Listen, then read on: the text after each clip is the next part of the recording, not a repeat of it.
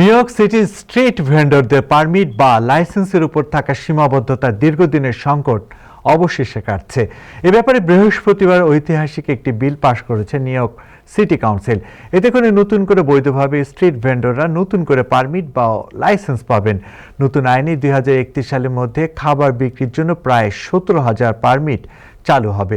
পাশাপাশি প্রবীণ, যুদ্ধাহত ও প্রতিবন্ধী ভেন্ডরদের জন্য থাকছে বিশেষ বরাদ্দ। সাধারণ পণ্য বিক্রির লাইসেন্সের সংখ্যাও বাড়বে 11,000-এরও বেশি।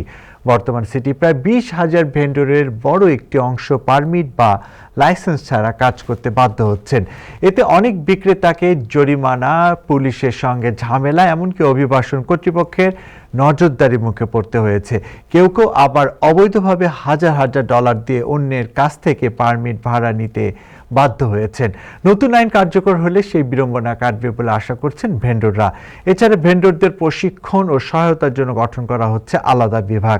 লাইসেন্স দেওয়ার প্রক্রিয়াও বাধ্যতামূলক করা হয়েছে। এদিকে জোহরান মামদানি বিলটির প্রতি সমর্থন জানিয়ে বলেন, আমার প্রশাসন নিশ্চিত করবে লাইসেন্স প্রক্রিয়াকরণ দ্রুত করতে।